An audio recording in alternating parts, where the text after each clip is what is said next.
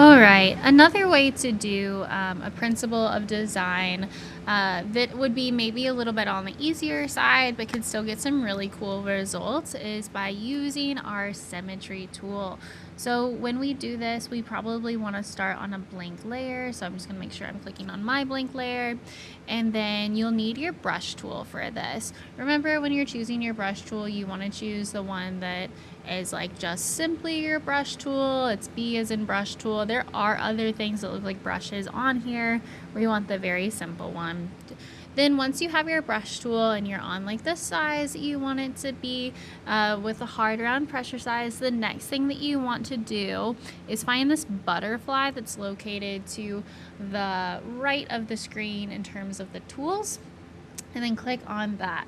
The first way I'm going to show you is how to do a very nice little flower.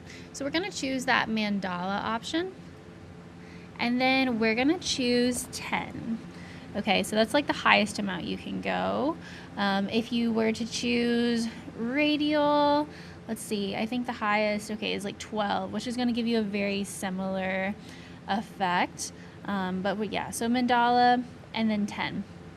After we've done that, you hit OK, and it ends up with this big kind of grid that it gives you. We're good to just leave it as is for now.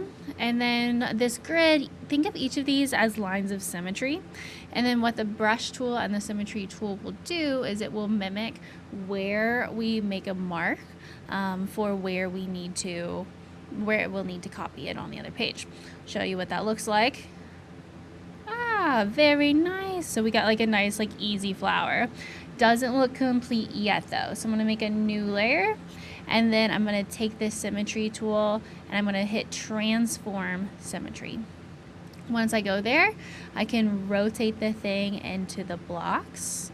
And then with this one, I guess I don't technically need another layer. I can go ahead and delete that other one. And then I can go here and I can do the same thing.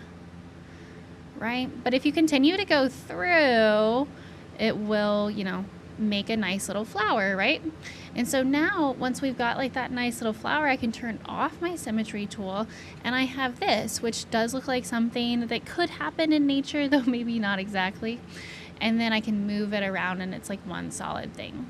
For making a pattern with this, I can make it a little bit smaller, so Command T and then resizing it. T is in truck. And then I can copy and paste, and then put it on a different layer and then form a pattern from there, as you can see. I can also, like have these be like different sizes or do different kinds of flowers to get maybe a more engaging kind of pattern. Another thing that I can do with this symmetry tool that I think has worked out really well for a few people, I'm just going to go ahead and delete these layers. If I think about some of like the coral that you got out there, one of my students is doing something that lives underground, so like maybe something like that. There can be some really fun types of symmetry that are just like symmetrical balance, just like it's the same on both sides. And so if I use something like that, maybe I'd want something that's more like vertical or horizontal. Okay, and then from there I can go to the interwebs and find my reference image. Let's say I want to look up something like coral. Okay. Once I get to coral, I need to find an image where I have like clear and decisive lines. So looking through these, you notice they're all pretty wonky, but there are some fun ones like these over here with those nice little circles, or I've got this one that's kind of like a brain texture that's really fun. And I really love these where we've got like the little spikes coming up out of it. So we're gonna use this one as like an example. I'm gonna copy that. I'm gonna go back to my Photoshop, hit the check mark on my symmetry tool, paste that in, and then make sure that it's in a layer you guys can actually see. Okay, I'm going to use my move tool to kind of just move that to the side, and then Command T to transform it.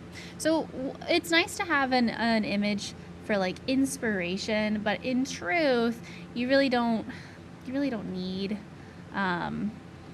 like a thing that you're directly copying. However, it'll help. And then from there, I want to use those little lines and I'm going to kind of follow them up to try to figure out what each of these little pieces of coral might look like. And you can see as I do this, it'll start making a shape. So I can have, you know, like maybe shapes coming off this way. Maybe I wanted to have more shapes that come off this way, and I can go through and erase like the little connections that they make, and quickly we'll get like a very like fun shape that'll come out of this. So the student I was telling you about did something that kind of looked like roots, and so like the roots were very, you know, interactive, and then from there they were able to arrange this thing. So I'm turning off the symmetry now so we can just focus on the thing. They were able to arrange it with like the animal in one place. So I'll change my color so you can maybe see it a little bit differently. So then they had like the animal just kind of like right in here. Changed the wrong one. One more time. Okay, so they had the animal like right in here. We'll do like a little crazy little fish. Okay, and so like it wasn't necessarily like a setting, but it is still like a nice way to maybe like fill the work with a principle of design.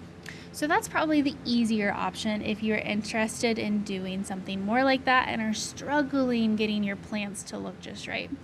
Other things that work really good with this system, so I did coral for that first one, but if you were wanting to do anything like the yucca plants, so a lot of these are like, you'll find them in desert kind of regions where they come out of like one little spiky ball kind of thing, or like the aloe or agave, any of that. I know that I've also seen people do like underground tree roots. Okay, so kind of like using tree roots as the inspiration. The closer you look at the photo and actually try to like get it, the better they turn out. Some of these like overlapping ones are really fun if you're trying to follow like these paths there. Okay, and then that's the easier one of these two, is like using those symmetry tools to help you out. Thanks for watching.